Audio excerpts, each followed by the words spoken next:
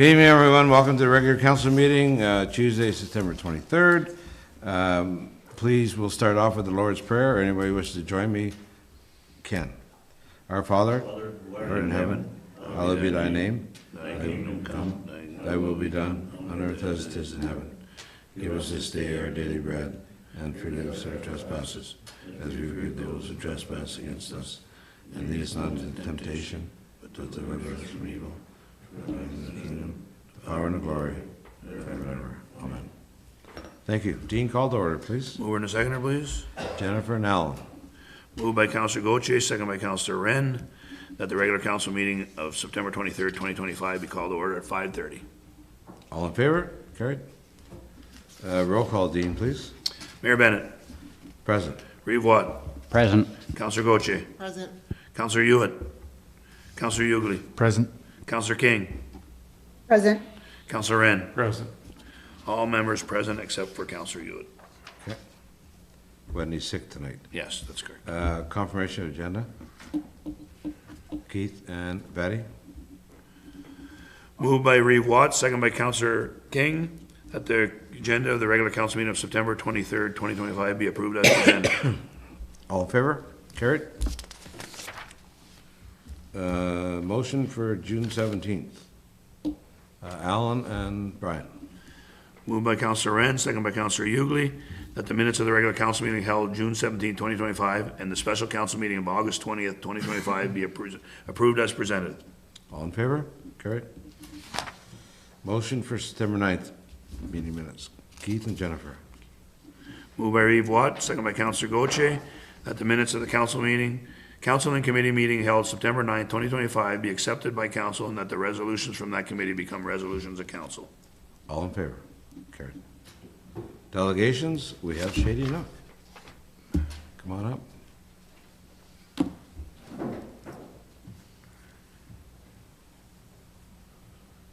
Aaron, right? Yes. And Jason. Yeah. Correct. Okay. Welcome to council. Thanks for coming out. Yeah, there you go. Yes.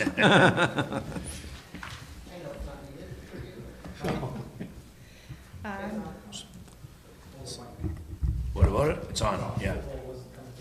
Okay, yeah, all right, we should be good to go. Okay, so I Thank you. think you guys have our booklet presentation. We do. So I can just maybe start by quickly going through just the highlights of that. We have 9 committee members on the committee now, and then on the page there, our financial report for the year ended March 31st of 2025. That's our fiscal year.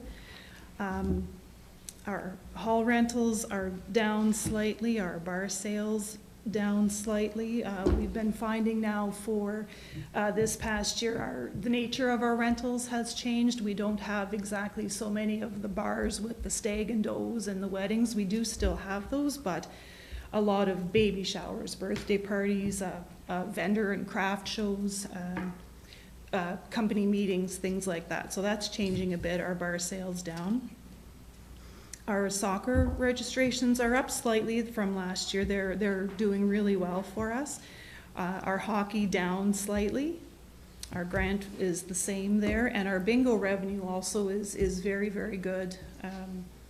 No complaints there. Throughout the year, you can have a quick look at our expenses. There, one thing we did differently this year, just with some of our bingo funds, we found we were lucky to have so much. We made a $1,500 donation to the Friends of the Regional Pool just to show our support for another community event. Some of the improvements that we've done at the hall this time around is we had ordered some new soccer player benches and bleachers. So we were kind of able to complete that in the early part of our fiscal year, just removing the ball backstop, putting some concrete pads on for these benches and things to sit on, so doing some of the things there. Just putting a few LED lights on the back of our building for some better visibility there. And the other thing we kind of undertook this year, just towards further down in the expenses there, was we wanted to clean and paint our rink surface this year with the hope that that would just help keep our ice better. So we did pay for just a good cleaning, and we purchased in this fiscal year here that you have, we did purchase from the carpet barn, it was just over $5,000 of paint for that. So that's kind of all there. The rest of the numbers are there.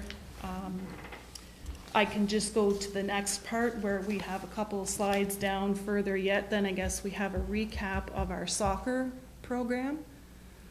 So Laura DeMont is our sports convener. She's done a wonderful job giving just a breakdown of the numbers of kids, 348 altogether. You can see the different age groupings and where they're coming from. And for, like I said, the 348 children, very good. That's comparison to last year is good, and that's a really good moneymaker for us there. So we were able, again, just to complete our seating bleachers, we did purchase new soccer nets, the big metal frames, and everything that was needed to be replaced. We were able, with bingo monies, to buy 10 sets of jerseys. The ones that we had were pretty old, and a lot of them over the years missing, so complete sets weren't there. So we were able to do that. CNL also made us just a donation of some sports equipment, cleats, shin pads, and socks and things there. So just some of our hopes and dreams for soccer then is just different things we're talking about, possibly extending or moving the current fields to maybe fit more in. We have, our clock could be replaced, still replacing some of our jerseys. We're still online trying to find a new shed just to house our equipment and smaller nets for the kids. And one thing we just did recently, actually, we were able just to purchase I guess a sports program to handle the monies and the online registrations, just to help that part of it go a bit quicker and easier. So on that next page then is just a recap then. You can see the numbers there, and you can see I just put a bit of a breakdown there just so you can see kind of what our total expenses are, but just how much of that we're able to pay for from our bingo account. It's really good, and we're so fortunate to have that. The next page then is just a recap of our hockey program. So we were struggling, I think, a bit more with our hockey this year. We only had 78 players registered. At our meeting, we actually had debated maybe possibly not running the program just because there were so few children, but we really hated to see that. So again, Laura DeMont, our convener, was just excellent in kind of creating up a new format or a new schedule. She had a game night, but then a skills night, and we were very fortunate to have some volunteers to help the kids with skills night. She had different themes, glow stick night and a superhero night, really to try and get the kids to be interested to come out for something fun, and we were very pleased with it. We are actually going to open up our registration for hockey, hoping this Monday, so we'll see this year, hopefully that interest will come forward, and so we will still get quite a few kids out, we're hoping. The Lumber Kings also joined us for a practice, so anything we could, Laura could kind of come up with just to get the kids' interest. So our hopes and dreams for hockey, we're still really big dream is that roof for the rink somehow, grants, things like that. A score clock. We can still buy a few more sets of jerseys there too to replace a lot of the old ones. Then the next page is just the hockey recap. So again, you can see there what we always provide. Angela Wren does our pictures for the kids, and we have the medals and things like that. We always provide that. And then again this year, just with a little extra, we had a hot dog night too. Just some of those expenses to go from there. Then our hall, just there's a, if you keep going further, there's a recap of the hall. We have a new security system that we installed just to better be able to keep an eye on parking lot area, the different parts of the hall that the bartenders always can't see, just to make sure we know what's going on in all of those places. We've recently had the floors stripped and waxed. We had a new air conditioning unit installed, again, through the township for that. Thank you very much. That was great. We were able to purchase a new ATM, which again is helping us like a lot with the vendor shows. That's really becoming a popular thing. So we're happy to have the ATM there to help out with that. Our hopes and dreams for the hall. We actually just completed this one, or going to be in the process, just replacing the carpet on our stage.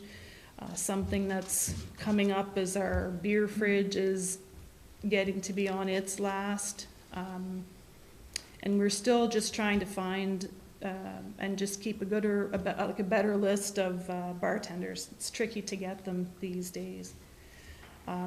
So then further after that, my last kind of part of that then is just our budget for the year ended March 2026. So we're already partway through our budget year. So some of the things there we have been able to accomplish and we've done already, more towards the building and expense maintenance side there.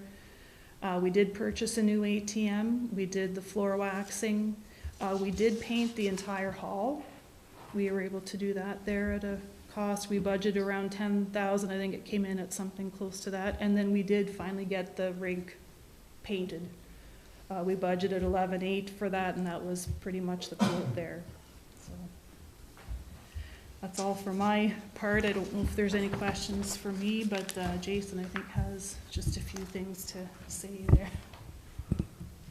So then on our other things that we would like to see, again, Aaron mentioned the roof. I know that's a long off dream, but something we would still love.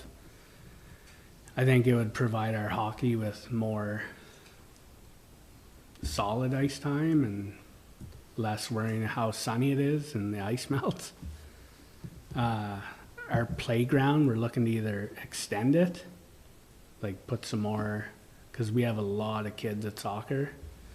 You go in there, there's 100 kids in there at any given time. Our parking expansion is definitely, I'm sure you've all heard. You've probably get all the phone calls about the complaints. If we can figure out something, because it is, I find we're getting more kids for soccer and it's getting worse. Like, I know the year end, there was people parking on 41. That's super dangerous. Oh, no kidding. Getting our parking lot fixed. Just right now, before you go on the soccer field at the gate, there's pretty much a habitat.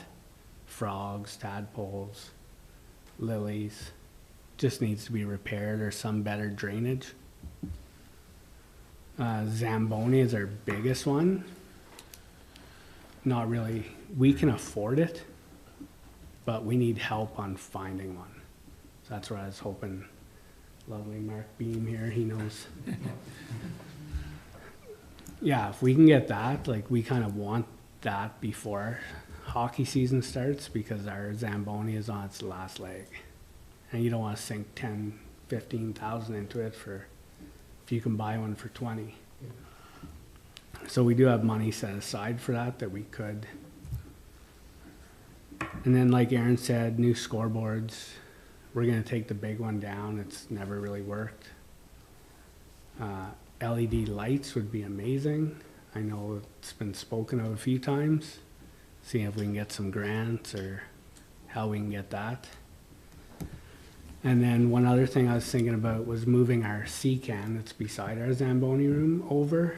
Maybe putting a little addition, because we do have a tractor with a snowblower. Anytime you have to take the Zamboni out, you gotta move the tractor, all the hockey nets. Just something that would save a lot of time for our ice guy. So, anything there, but we're very good to help out with costs, and I think that's all I have. Do you have any numbers on any of that stuff? Have you done costing? Well, the Zamboni, we were thinking around 20. I know Right. Mark sent us for the government websites, like the auctions, Okay, thinking around 20,000. We haven't got a cost on like adding on to the building yet. That's just stuff we're thinking of. Playground, we were probably gonna speak to Nevada about who does, like, I know the companies, but that's something that would definitely be well utilized. Like even during the week, there's kids there with families. And then the parking lot, we're not sure how to go about that. so how many parking spots do you have now, would you, if you had to guess? Yeah, And you have over 300 soccer fields. yeah. And then you get the grandparents that come and nobody carpools. No. They all, Especially for the little ones, we can put more games on the field at a time. Sometimes we do them Right. half, and so when even on those particular ones, with the young ones, there's quite a few people. Alan? Mark, have we ever done anything with that property that we got from the Czars?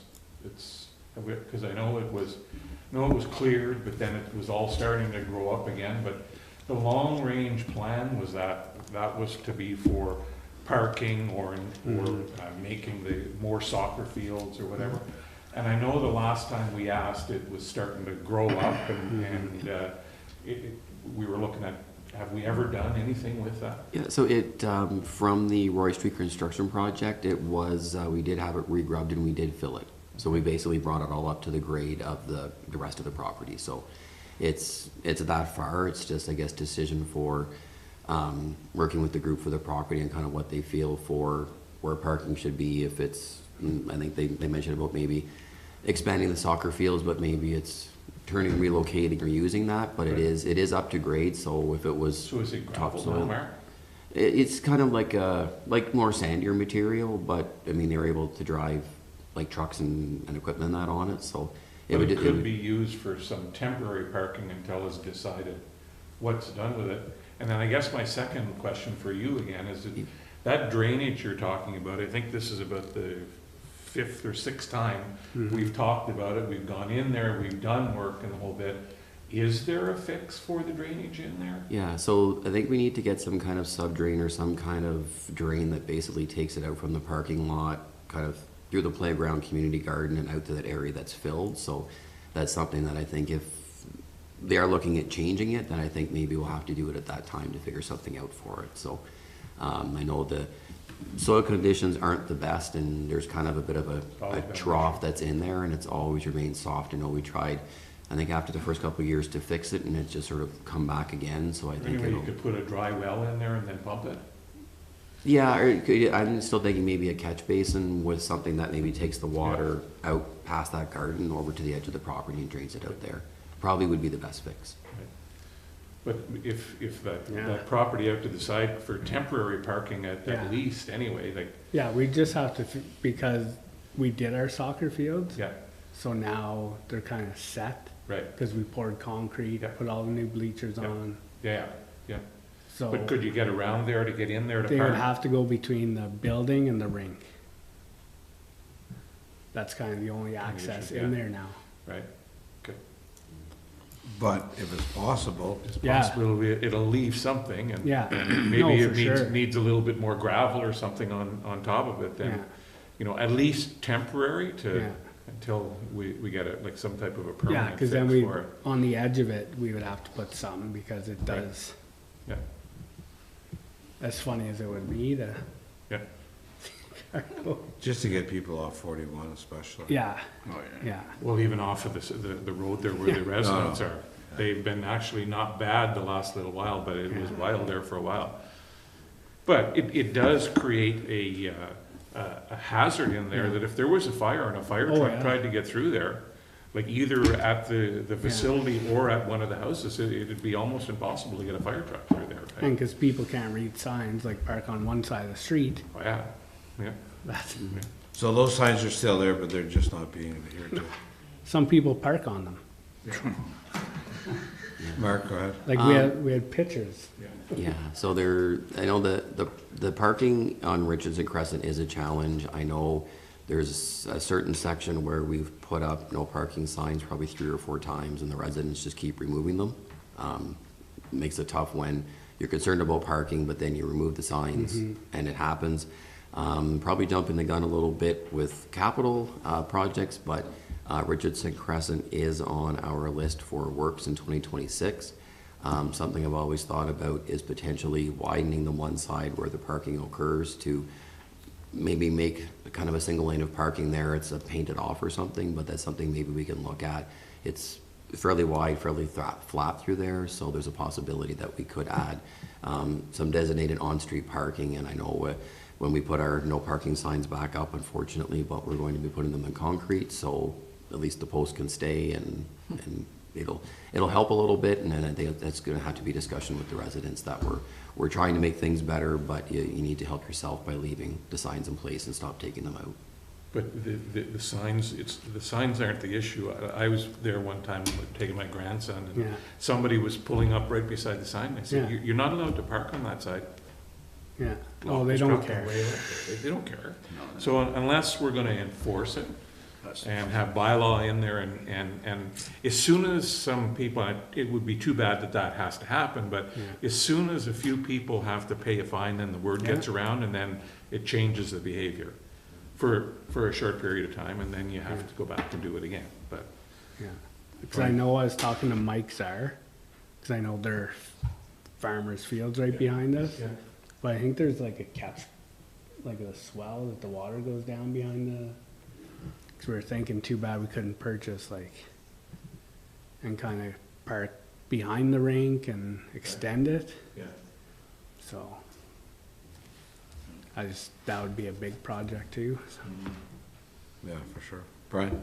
Logistically, it might be better to increase the parking where the baseball diamond or the backstop was just removed, because then that's part of the whole parking lot, and then that back spot, there's an access problem to access it through the middle, and that could be developed more for Like playground we could area, but push keep the parking lot on the front where it's easily It's just accessible. Our well is there, right beside our shed.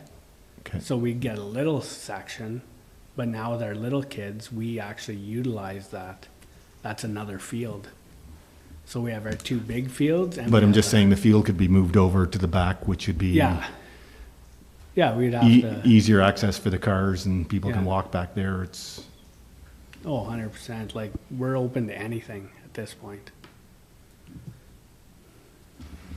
Okay, Al? Would it be something that we'd get a planner to have a look at that whole piece of property and put a plan in place for down the road that this is how much parking you need based on what's happening there, and this is where this should be, that's where that, and then you have a plan put in place, so you're not doing this and then finding out, ooh, we should have put it over here.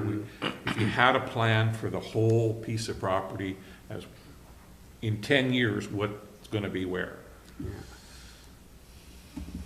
We can certainly look into maybe getting some third party to meet with your group, and then maybe do the design, concept kind of design, to see where the future would lay out. You'd have to throw some ideas of where you want to see it to go, but it would work with your group, so maybe we can see if we can find somebody to do that and connect them with you. Like your future plans on what you'd like to see in the park in the future, and just so that you don't start developing something and then all of a sudden you want to do something with that piece of property and you've already put parking there, right? Well, something that we should probably look at and, I don't know, try and put into our 2026 budget, or now's the time to go out and get some costing on what it's gonna cost to do the study, and then we can look at it, maybe share the costs or whatever we're gonna do, and so at least council can have a look at it cost-wise when it comes to budget time. Yeah, for sure. Okay. Well, thank you very much for coming out tonight. Thank you for all you guys do Thank you. at Shady Nook. It's a great facility, obviously, with a lot of activity, and we appreciate all your work. Thank you. Thank you.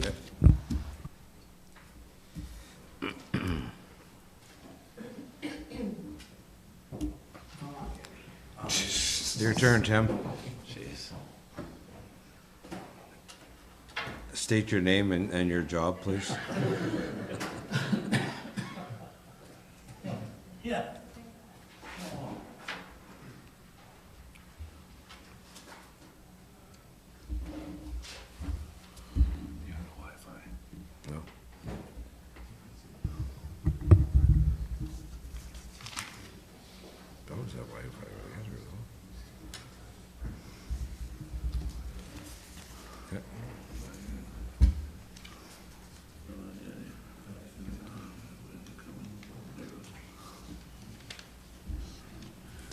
Okay, Tim, whenever you're ready. Ready? Okay. Things are happening at Stafford Park. I'll tell you, it's I've never seen it so busy as it's the way it's been the last few years. And this year, it's unbelievable what's happening. Like, our ball diamond is running 6 or 7 nights a week, and on Saturdays and lots of week, like, plus the full weekends, and it's like it was probably back in the 90s when the diamond was busy all the time. I used to have a list as long as my arm of people that wanted it. Well, it's got back to that status with Pembroke Minor Ball uses it, and then a few of the mixed leagues use it, and it's busy all the time. The rink, we never had any luck with pickleball. I don't know why nobody plays pickleball at the rink, but now it's kind of screwed up because the pavement's already, it had cracks in it, and we got it fixed this year, but they'll never play pickleball on it again because it's just not smooth enough. We lost out on that because that pavement was only 3 years old. That's terrible what was done there. But after the first year, we had water bottles coming up through it, so they just paved over everything when they did it. So it was, anyway, that's another story. But the rink is being rented for ball hockey. Like, it's up to 2 nights a week now. They're in there with roller skates or else just with running shoes, and they're renting that for an hour and a half. So, I mean, it's busy. The euchre, we still have the euchre on Wednesday nights from September to May. And we're getting about 20 to 25 people for that. That's pretty well fills our hall. And the building's being rented lots too. It's surprising. People rent it for birthday parties and all that kind of stuff. And it's like our income on it is really used to make $200 or $300 a year. I think this year was, what are we were at like $1,700. Like, that's a lot of rentals for that little hall. You know, it's not hardly as big as this here, but people, they rent it for birthday parties because we got the pool there or the splash pad, or else they use the rink to do whatever. So it's doing well. The other thing is that in the spring, you wouldn't believe the number of schools that are coming there for the year-end trips. Okay, we had Barry's Bay School in there this year, and now there's Rockwood usually comes, but there's 6 different schools there in 1 week that I think I counted in 2 weeks. It's amazing, and because it's where it is and it's secluded and it's I mean, the kids can enjoy themselves, and it's great. Of course, we had our big weekend last weekend with the first responders at we had, and it's probably the most that I've ever seen at that park at one time. It was pretty full, and it turned out really well, and lots of people commented on it that were there that didn't even know the park was there before. Okay, like, it put us on the map if it didn't do anything else, but it really turned out well. It was. It truly is a hidden gem. Oh yeah. Even that day I was there Yeah. with that, a lot of people said, I didn't even know this park was here. Yeah. Oh yeah. That's exactly what the chief of Petawawa told me. He said, "This is a gem, this park." I said, "Yeah, I know. You know, it's beauty." Anyway, the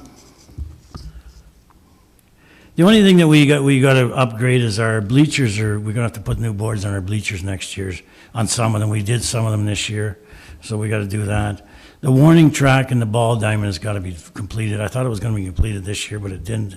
So we got to get it completed next year for the ball, and then our kitchen needs to be freshened up a little bit. Put some money into it, but I think with our usual that we get, we probably are in pretty good shape to make it all happen. So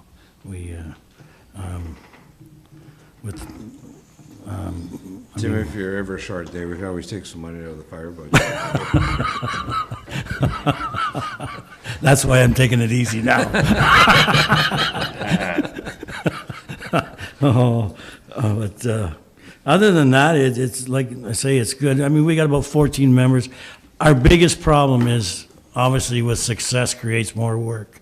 And our biggest problem right now is in the summer with the ball diamond, trying to keep it going. Like, I'm afraid next year we're going to have to hire somebody part-time or something. It's the last thing I ever wanted to see in this game, but I don't know how else we can handle it. We just, it's just getting to be too much, you know?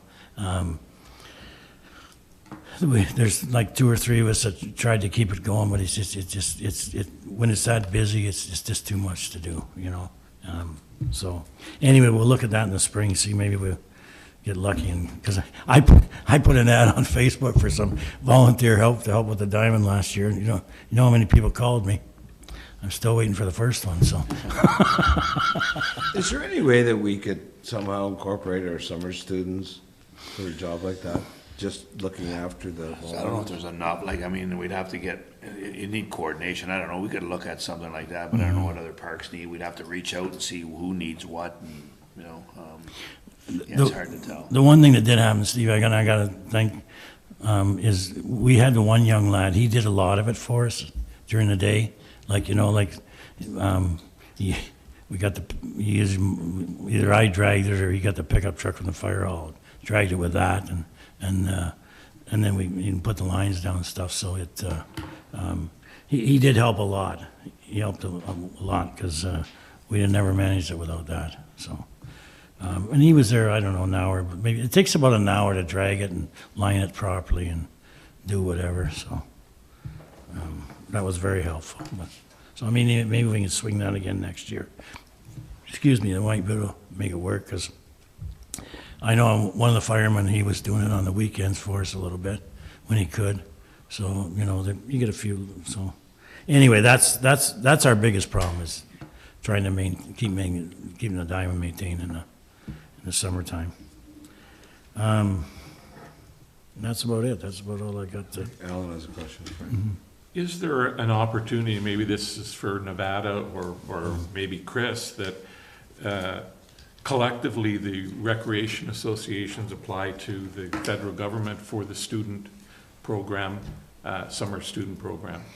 I know we get it as a municipality, but if the groups got together, the 3 groups got together and applied for that, possibly you could get maybe 1 student at least partially covered, and could work the 3. Yeah, we could certainly look at that. I mean, I know in Yeah. Nevada, we go through that now. Nevada does get one for her help for events and stuff, and that's the one Tim is referring to. He did do some help there. But obviously, we could maybe make an application separately. It's just, we'd have to figure out how that structure is gonna work and how that would, you know, is that through Nevada again? So then she, you know, sees what everybody needs. Right now, basically, that student is helping, some of the things. I know he's been painting and doing stuff, and she reaches out to the groups to see if they need any help, I think. I mean, she can comment for herself, but is that a fair statement about it? Like, is there much room? Like, is the one that you have now, are they fully employed? I guess, just so you know, Betty, what's on. We'll get to you, Betty, we see you. Yeah, Sure. sec, Betty. Okay. Well, yeah, so the student we had last year was he was a handy kid, so he knew how to do things. He wasn't afraid to use equipment, so that's how come it was easy to send him to the different groups. I think they all utilized him at one point, except for Forest Lee, no, he went to Pleasant View too, but I don't know, Betty might have some comments on hiring a student collectively, because they hire one at Alice sometimes. Betty, go ahead, please. Yeah, I was going to mention that if you hire through the township, it's a portion paid and a portion the government pays. When I applied for the summer student for Allison Fraser a couple of years back, I was successful 3 years in a row. And because we were not for profit, their wages were paid 100%. So if the application goes through the recreation facility, they're paid 100%, whereas if it's gone through the township, they're only paid a percentage, and the township has to pay. So it's better for, let's say, Allison Fraser, make the application. Now, what happens is you have to guarantee a minimum of 30 hours a week for possibly 9 weeks. So we would have to figure out how those 9 weeks fell, and then outside of that 9 weeks, we'd have to figure out who's still playing ball and what diamonds still had to be looked after. But it's definitely something we can look, like at 1 year I had 3 students for Allison Fraser alone, all paid by the student government grant program. information. Certainly. But I'd be we'll look at willing to that. help. Absolutely. Okay. Okay. Any questions for Tim? No? Tim, make sure you thank all your group for all the hard work and volunteer you guys do there. Thanks. Without you, it wouldn't be there.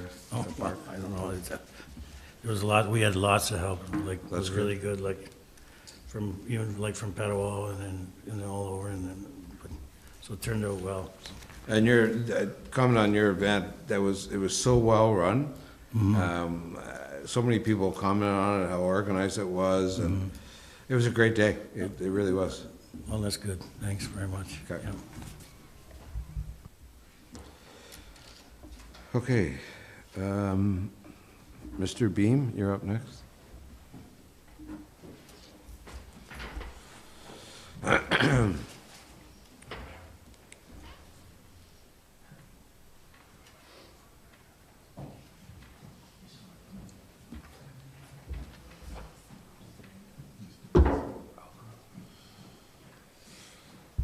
Right. Good evening, everyone. I'll put my other hat on like Tim, and we'll go over our LV Four Seasons Trail. So we put a little presentation together of what our committee. So our current committee, and I'll say last official day is today, is up there. We had an election on September 17th, and we do have some new members.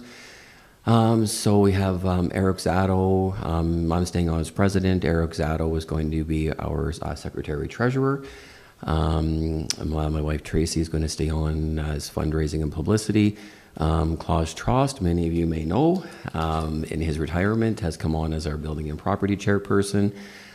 We have Aislinn Rowe has come on as a director, and we're always happy to have Mayor Bennett as our council liaison.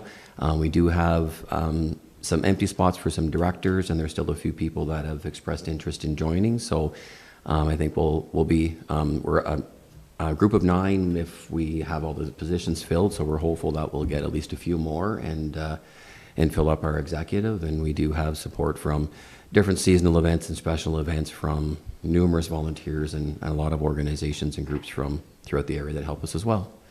We look after a few facilities. The first is the LV Lodge. It'll come up. We're slowly trying to do some work on it, and it does need some help. But that's our building that we got from the Timberline when they gave it back to the township a few years ago that we do look after. We do have numerous trail facilities. So I just kind of wanted to show a map. Not everyone kind of realizes what's there in the bush. So the red is our main skating trail in the winter, walking in the summer. Then the white is the first snowshoe trail that we made that essentially mirrored the skating trail. And then the yellow trail was one that we had added later on. So we're about 1.7 kilometers for skating, walking in the better weather. And then we're about 3 kilometers of snowshoe trails that we have for people to use. Just kind of going over some of our facilities. So there's some different seasons, night, daytime stuff of our skating events. Daytime's popular, but the night events, especially Saturday nights, always seem to be the busiest. We do have our snowshoe trails. Again, we've done daytime a lot of use, but there's getting to be more and more people coming during the evening and snowshoeing at night.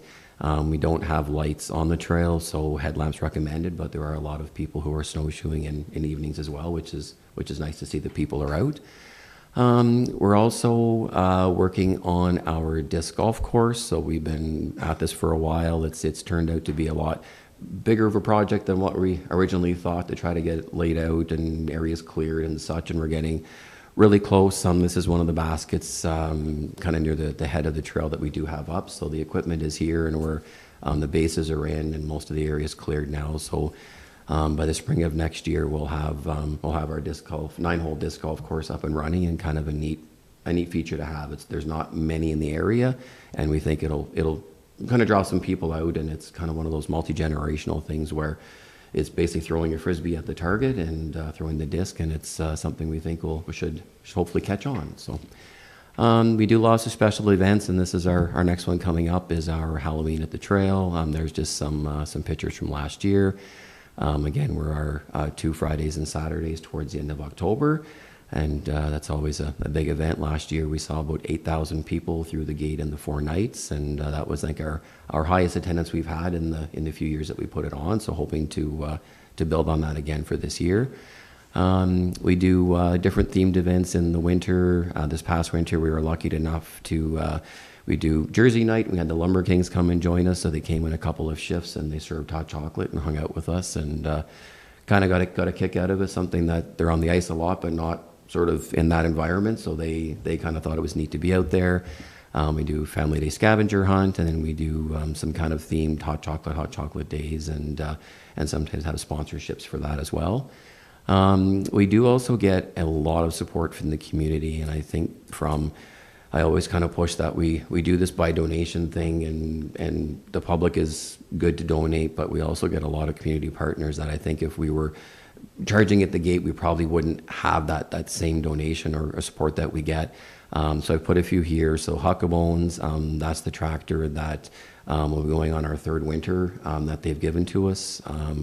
It's got a bucket, it's got a broom, it's got a snowblower, it's got a blade on the back, and that's through a community partnership that we've had that tractor, and it's been huge for us. Without it, I don't know how we would do the maintenance. Sunbelt Rentals, I just have a picture of a wood chipper. They're always on board for a generator, mowing equipment, some kind of equipment. They've been a big supporter of us right from the first year, whenever we started. They've helped. Then AJ's locally gave us a call last winter and knew that for certain events we need power, and they donated a little suitcase generator to us. So it's always been great that the community's been there to support us, and I just wanted to acknowledge a few that do that.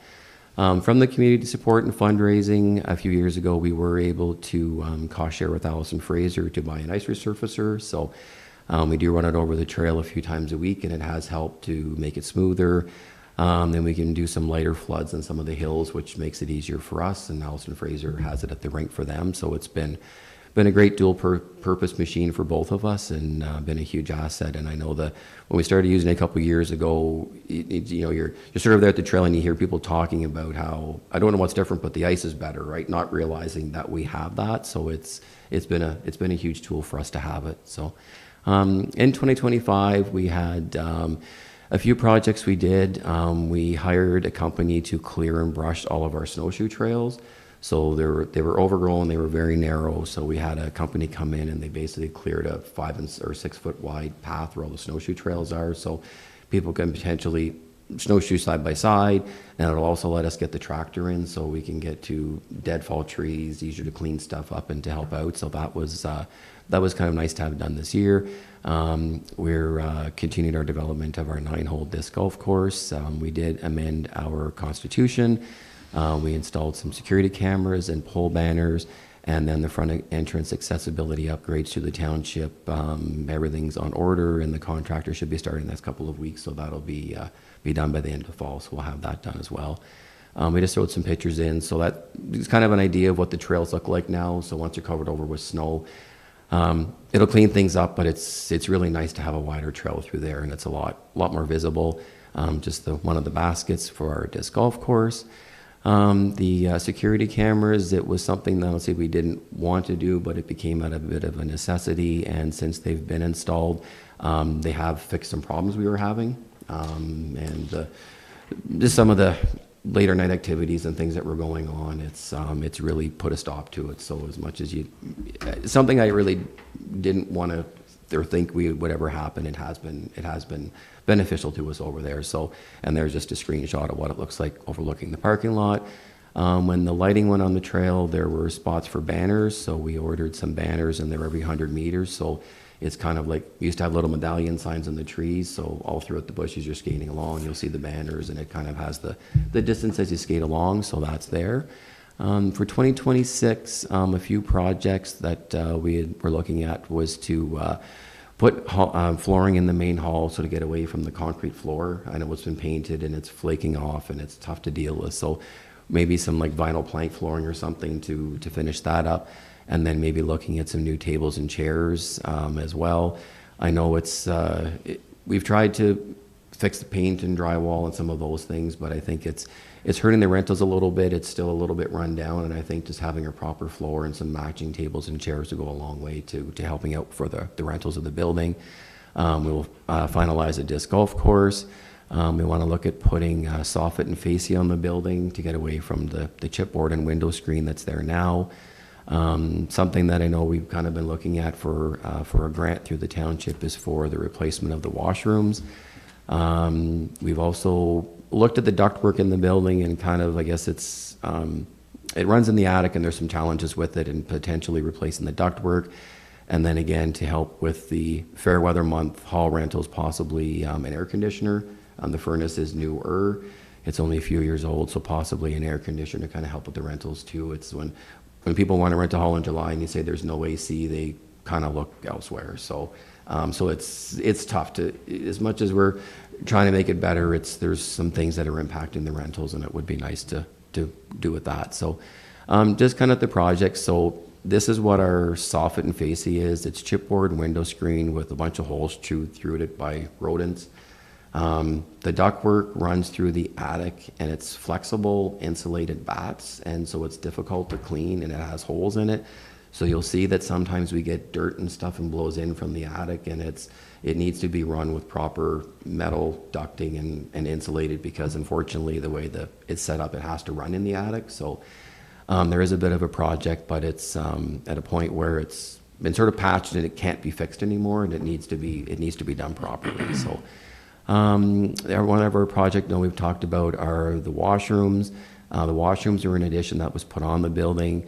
In the lower right corner, it's hard to see, but they're slowly falling off the building, and there's kind of a crack where you can see where they're basically, it's a raised floor and they're sinking into the ground. So it's made some challenges. There's accessibility issues because there's a trip at the door and there's stairs. But again, I know we had gotten pricing before, and you're probably in the range of $250,000+ for it. So without an accessibility grant or some substantial, contributions that way, it's not possible. But if there's any kind of grant available, I mean, that's something I'm pretty sure our group would cost share on too. But that's kind of a major expense and upgrade that would help our building. For the financials, this was our 2024 actuals, and then the budget we put forth for 2025. Our donations and fundraising were in usually the $30,000 to $35,000 that comes in from that. We're always appreciative of the municipal grant for $14,000. Said we don't have a lot of rentals, and we're hopeful that picks up again. And then just kind of a list of some of our expenses. Heat and hydro, they're fairly stable. I know our heating costs are increasing. We did replace the wood stove, and it doesn't produce the same heat that the old one did, the old barrel stove. So our propane costs have gone up. So when we put the fire on, it keeps it warm, but doesn't sort of elevate the temperature to hold it for a while. So we have found that although it's a much safer stove, nice to look at with the door, it's affected the heating costs a little bit just for what it is. And just a couple of charts that just kind of show our revenue, and that down below. There's kind of our revenue. So we're still a little over half of our revenue is coming from donations and fundraising, and the significant part is the $14,000 that comes from the township. From the expenses, it just sort of another, again, just kind of graph to show where some of our expenses are going, and a lot goes. We put a lot into our disc golf course. A lot goes back into our fundraising events to help kind of build on the stuff that we've got, and then some of our property and maintenance, and then the 2026 budget we put forward. The same municipal grant request is there. We've put rentals at $1,500, and hopefully if we get the repairs done, we can increase from there. The utilities and that are listed, what we're kind of spending on fundraising events to the property. I did provide to Nevada kind of the capital, some of the capital stuff for the air conditioner and some of those works. So I did provide those costs to her, so that becomes part of the budget deliberations. And then just kind of the same graphs, it's kind of nice to have a visual of kind of where we are. So we're still, trying to increase the donations and fundraising and get some more income there, and we're hoping with some new people on our group that we can increase that a little bit. And again, municipal grants staying the same, and then kind of list of where our expenses are proposed for 26. I don't know if there's any questions for our group? No, oh, Keith? Do you advertise the lodge for rent? Like Facebook or anything like that? We did a little bit. We didn't have a person to look after the hall, so now with Claus coming on, looking after the hall rentals, we do meet tomorrow night, so we'll talk to him about maybe providing his contact information and trying to get it out for some more rentals. Yeah, I think it would be, now that we have an actual person looking after it, we're hopeful that we can get him to interact with those, take those hall rentals and increase that a little bit for sure. And I think one of the things we can probably all agree on, you do go into summertime, you get into there, and it's very damp. Like, it's a damp building, so the air conditioner, if that was successful to get on budget, I think would help that a lot. It would take that dampness right out of there, which in the end will help the building as well, too. It will maintain the building better. We did buy a giant commercial dehumidifier, and it has ran and it has greatly helped with the dampness. Yeah. But from that, increased the temperature, so now our building sits at 75 plus degrees at the minimum. And so where it used to be sort of damp like an old basement, that moisture's gone, but the temperature is very, very high. But it's like Dana's mentioned, that humidity and dampness is now gone, but we're having kind of that challenge the other way now. Al? But with the air conditioner comes the ductwork, like you can't do one without the Yes, other. and that's the thing, it's tough. You could run it through there, but most of your air is going to be going into your attic and not back into your building, and that energy cost would skyrocket, so, yeah. Brian? So your attendance was up last year for the skating trail and Halloween events? Yeah, I think winter, say was on par, like we usually say about 10,000 visitors over the winter. Maybe slightly less this winter. I found, especially on night skates, seemed to be minus 20 or more every night skate, so it was cold, and usually colder takes the numbers down a little bit. But yeah, the skating And the Halloween was on the increase as well? Yeah, and Halloween went up a little bit from where it was in previous years. So. But donations were down significantly. Yeah, so I'll say we did less fundraising, like soliciting businesses for money last year. The donations were probably about the same from where they were, but we didn't push as much for donations last year as what we did in other years. So that we sort of lumped that together. So but again, smaller groups and not enough of us to go to 30, 40, 50 businesses. We hit up probably 15 or 20, and so that kind of decreased that a little bit. I'm just looking at the donation per participant or Yes, per guest is down. Yes, yeah, a little bit, yeah. Yeah, but I think if you added in the donations from all the different businesses that we had 2 years ago, would make up a lot of that difference. Yes, yeah. Businesses. Yeah, a couple of years ago for Halloween, we probably had 2 or 2.5 times more of the sponsorships. So the financial contributions from then, which with a smaller group last year, we didn't push that as much, so that affects that number a little bit. Anything else for Mark? Okay, thanks, Mark. Thanks for your group, all the work you guys do out there. Anybody wants to come out on the 17th and 18th and 24th and 25th? Yeah, 24th, 25th? Yes. Put a costume on and scare some taxpayers? There's other jobs as well. No, for sure. Okay, thanks, Mark.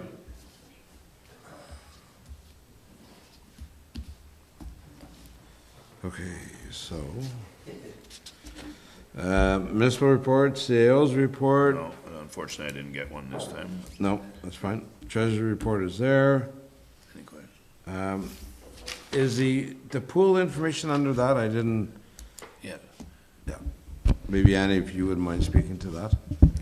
Yeah, it was just added on today, so in case anybody hasn't seen it yet, I just added the invoice, and on the second page of the invoice, you have the breakdown of the contribution, so how the repairs were paid for. Yeah, right at the end.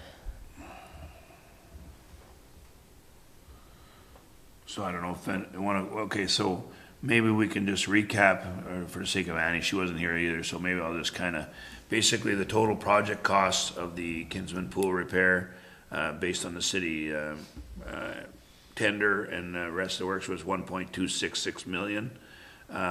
Donations were In-person donations of 25,000, Canada Helps donation of 17, and then CDA Helps at $66, which brings donations to December 2024 of 26,000. And then the Friends of the Pool contributed 134,000, so it dropped the total net cost of 1.1 million. And the township, we committed to 30% to a maximum of 420, so our share will be $331,818.64 towards the rehabilitation of the pool. Now, the question, I think it's over a 3-year or 5-year? 5-year payment, sorry. So we've made one payment, and so we got 4 more to go. So that's the split, that's the project. It's completed. We just have to make our 5 payments. I guess my only question is, and that's why I asked Annie to present this, is the Friends of the Pool, the original number was 200,000. Well, they were estimating, I Right. think, yeah. So, I don't know if they're still collecting money, and the last I heard, maybe for change room renovations, or, so I think we kind of just need to get a Just to see where they're at. clear They're kinda- button on that versus, have they switched, are they not gonna grow to the 200 as they keep going? Or are they now donating money to maintenance at the pool? And I think, We can certainly look in to see where they're at. Like, I mean, there was communication that they would still fundraise for the new facility and just keep building money, but maybe there's other side projects they're doing. I don't know what their status is, but we can certainly circle back and ask that question. okay. Keith? What's the lifeline of the pool as it exists now, like with the repairs done? Certainly, I think they're talking 7 to 10 years, probably the way it is at this point, without, obviously, the structure outside is perfect. It'll be last forever.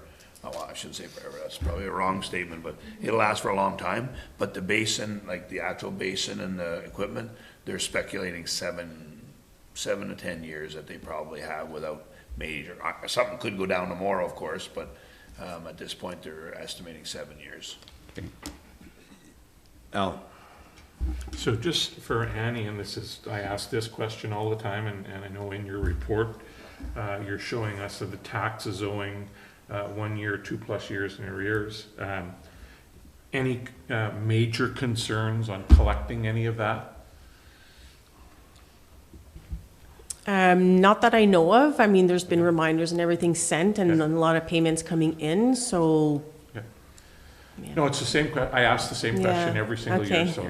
And then the other one I have, I know you told us that some of the delinquent accounts in water and wastewater, and I know with the increases in water and wastewater this year, are we seeing an increase in the delinquent accounts now? And again, do we have any concerns on collecting any of those delinquent accounts? I'm not sure if there's an increase in delinquent accounts, but they do go on to the tax bills after, so they should be collected that way. Okay. Yeah. And you know what, that's probably a good point. We should probably do that. Maybe for the next meeting, just to look at it, just to see, because we did have a significant increase this year, and we're probably gonna have another one, unfortunately, with water. It's water and sewers. But we could certainly look, I mean, it's hard to tell the sewer side because it's on our tax, but water gives us a sample cross-section. So maybe we'll do a little report of saying where they were for the last maybe 3 or 4 years, just to get council an idea where we're at. That's a good point. Yeah, just so we have a feeling Okay. of what's happening, Yeah. because like you say, they were significant Yeah, increases and more to come, so. Yeah. Keith? Is there still a water bill to be sent out? Yeah, I believe there's one more, right? There's another. Yes, I think there's one more left, yeah. I think they're quarterly, are they not? Yeah, well, there's 3, right? Yes, and I believe, there's just the last one yet to go out. Well, I believe so. It'll be soon then. Yeah, it'll be soon, yeah. Okay, we can check on this to make sure, I forget the dates offhand there, but. Okay, nothing else for Annie, Public Works? Mark, are we pretty much on time for your projects? We got a little behind on capital, waiting for culverts to come in. There was a little mix-up on the procurement end. We ordered from a supplier, and somehow they ended up through the Canoe Municipal Procurement Group that were Just trying to sort out, so some of our culverts that we ordered back in May actually only showed up last week. So we juggled some things around to make them work, but our last two projects are Cemetery Road, which is, we're already doing some ditching culvert replacements on it, and pulverizing is scheduled for this week. And then Sandy Beach and Pitt, which are kind of a joint project. They're going to shift from one over there, and we did do a culvert replacement on there, so we're working at both. So a little bit behind, but with the next 2 to 3 weeks, most of that should be wrapped up, and then the other capital projects were basically complete or where they should be as well. So for that. Al? Did we get the little thing on Robinson Road repaired? We haven't fixed it yet, but we will. Yeah, it's on the list of stuff to do. So I'll have someone out. No. Are we going to spray those shoulders at all? No. We'll have to look and see with the shoulder material and down. We do sometimes do granular sealer, and I know there's some slope and stuff there. So yeah, we'll keep an eye on it. We can always spray if needed be. And my other question then is, and I've got that a few times now, there's some spots there that it's pretty steep now. Are we getting close to having to put guardrails on? I think we're okay. We'll double check it. I think there's some calculations to do, measurements to take, so we'll double check just to make sure that we're meeting the safety standard for what's there. Good, thank you. Yeah. Okay, anything else? Can I, Mayor, Yeah. can I add? So just very quickly, Monday, the Renfrew County Road Supervisors held our truck rodeo in conjunction with Lanark. We did a joint one down in Beckwith Township near Carlton Place. Cole Hawkins participated and he came in second. So the provincial rodeo is actually tomorrow back in Beckwith and Carlton. So Cole's heading back with an operator from the county's Southwest Patrol, and they'll be the two operators representing Renfrew County. So it's been a number of years since Cole's participated. I know he's helped out on the organizing end and marking and scoring, and he jumped back in the driver's seat this year, and he finished second. So, I actually didn't know till he came back. I thought he and Shane Heber were going to help out for the day, and he drove and came back with second place. So I'll let everyone know how he fares tomorrow in the provincial. Congrats to them. Yeah. For sure. Planner report, any questions for Laurie? Seeing none. The mayor's report. As you can see, I attended, talked about the first responders. We had another mayor meeting with the CAOs. I think it goes quite well, Dean. Information shared and joint purchases, if possible. So they're worthwhile having. I was at the Four Seasons on Saturday. Not as big a turnout this year. I think there's a lot of other activities going on, but another day where there's a huge amount of volunteers that are helping out, so it's great to see. And that's it, unless there's any questions. See none. Motion. Alan and Jennifer. Moved by Councillor Wren, second by Councillor Gauthier, that the council receive the following reports from mid-June to mid-September 2025, regular council meeting of September 23rd, 2025, Treasurer's Report, Public Works Manager's Report, Planner's CMC Report, and the Mayor's Report. All in favor? Carried. Under business, motion, authorization to release private road agreement. That's Laurie? Please. Yes, so this is more of an administrative issue that came to light during a property sale, that there still was an agreement registered on title for when it was basically an open township road allowance, but was being used as the road access, and so there's maintenance and that type of thing. When the E&M subdivision went in, the full piece of Rand's Road was brought up as a municipal road, and we do maintain it, so this is to be able to release that agreement from title. Any questions? Motion? Brian and Betty? Moved by Councillor Ugly, seconded by Councillor King, that the council approves bylaw 2025-09034 as presented and forwards bylaw number 2025-09034 to the bylaw portion of the regular council meeting of September 23rd, 2025 for enactment. All in favor? Carried. Down to corporate services, motion for water financial plan. Keith? Jennifer? No, maybe Annie's gonna present a little bit. Yeah. No, for sure. Okay. Okay, so the water financial plan, which you've seen in your documents, is one of the documents that has to be submitted in order to renew the drinking water license every 5 years. So everything else, I believe, has been done. This is the last document that we have to send out. So basically, it's the same report that was done 5 years ago, just with updated financial forecasts for the next minimum of 6 years. So I worked a lot with Mark and Brad on this to figure out what the capital expenses would be for over the next few years, what needs to be done on the different assets, so what needs to be replaced. So there's going to be some, the work on the 148 and some water meter and chamber replacements, also cast iron water mains that will be replaced. So pretty major cost that will probably incur some debt. So all that's been taken into account, and you'll see the different graphics that show the projected expenses, including the debts in there. You have your principal and interest, and then you see the peaks for the next couple of years for outstanding debt for the years 2026, 27, and then starts going back down. There's also a graphic showing the principal and capital, or principal and interest only for the payments on all the debts that we currently have, including the new ones that we potentially will have. Projected amortization expenses. For the capital expenditures, so the ones that have been identified were due to condition and age. The revenues, as you know, for water come from either metered charges or the flat rates. So we did look at the flat rates over the next few years as well, based on the numbers that we put in here.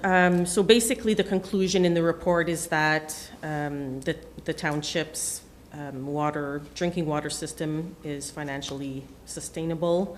And at the end, you have some documents showing the different assets that will be replaced, as well as some forecasted financial statements.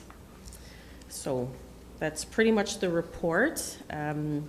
If you have any questions. I don't have any. That was a lot of work, I'm sure, to put this together. Anybody else have any questions?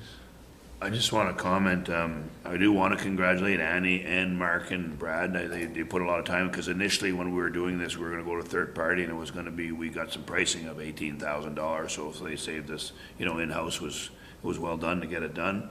I know, and Annie was learning through it too, so it helped her as well. I think get her feet wet, which was pretty wet in this case, I think. But, Yeah. but I got a lot of help from Mark and Brad, so I want to thank the three of them. They put a lot of work in this. It's well done for sure. Absolutely. Yeah. Keith?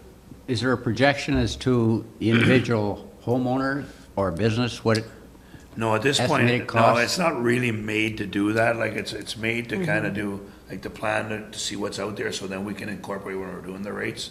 So I know you'd like to know that, but unfortunately, we don't. I'm sure a lot of people would like to know Yeah, that. no. And we're gonna, obviously, Annie that's our next step now, to work through them rates to see what 26 is gonna be like.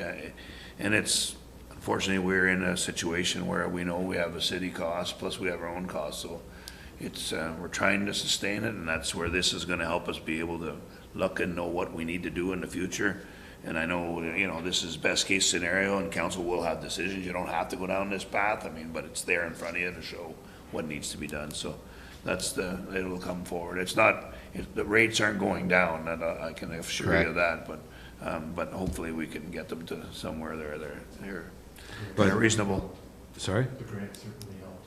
Yeah, And certainly, this is something we need to planning for the future. yeah, for sure. No, So a guideline to work with anyways. yeah, no, that's what it's for, yeah. Thank you very much. Okay, Good motion, job. I guess, so I move by Reeve Watts, second by Councillor Gauthier, that council approve the water financial plan 2026 to 2030 as presented. All in favor? Carried. So I guess we're done with bylaws then? Yes, sir, yeah. Okay. A mover and a seconder, please. Alan and Brian? Moved by Councillor Wren, second by Councillor Ugly, that the following bylaws be enacted and passed and be read a first, second, and third time, and be numbered and signed by the mayor and the clerk and sealed with the seal of the corporation, and be engrossed in this bylaw book this 23rd day of September 2025. Bylaw 2025-09033, deeming bylaw for Lot 23, Block 26, Plan 529 Alice, and bylaw 2025-09034, authorization to release a private road agreement from 165 Rands Road, consent file number B9377. All in favor? Carried. Confirmatory bylaw. Well, you want to do your council? I'm sorry. You want to do Oh, council? council comments. Acknowledgements. Alan? So just for your information, you're probably going to see in the very near future a ad in the Eganville Leader. You will recall that when we sold some property to the town of Petawawa, we had to go to all the municipalities to get approval in order to do that. Well, that came to light then that the private members bill that made us a body corporate back in 1990 or 1980, whenever it was, is very outdated. It still has the actual original owners, being like Pembroke Township and Stafford Township, and which municipalities that don't even exist any longer. So in order to have that corrected and correct the language around being able to do what we want with the property that we own, we have to have the private members bill back on the floor. So Billy Deno has been very cooperative with us in getting this done. So we're in the process right now of trying to get that on the floor late October, early November, and actually have that private members bill corrected so that it reflects the reality of today. And if you get asked, and we've already been asked because this is going through, if we're selling the airport, and the answer is no, we're not selling the airport. This is just basically a housekeeping to clean up that private members bill so that it reflects the reality of today. Okay. Anybody else? Seeing none. Okay, no, well, mover and seconder. Betty and Jennifer? Moved by Councillor King, second by Councillor Gauthier, that any item not specifically addressed by motion of the that any items not specifically addressed by motion of council in the regular meeting of September 23rd, 2025 be noted and filed accordingly. All in favor? Thank you very much. No, that's all. We got one more? No, we got two more. Oh, two more. Been Okay. adjourned yet. Confirmatory bylaw. Okay. Alan and Jennifer? Moved by Councillor Wren, second by Councillor Gauthier, that it be it resolved that the Council of Township of Laurentian Valley approves confirmatory bylaw 2025-09035 as having been introduced, read a first, second, and third time, and the said bylaw be numbered and signed by the mayor and the clerk and sealed with the seal of the corporation this 23rd day of September 2025. All in favor? Carried. Adjournment? Yes, sir. Keith? Brian? Moved by Reeve Watt, second by Councillor Ugly, that the regular council meeting of September 23rd, 2025 be adjourned at 6:45. All in favor? Thank you. Thank you. Good night, everyone. Good night.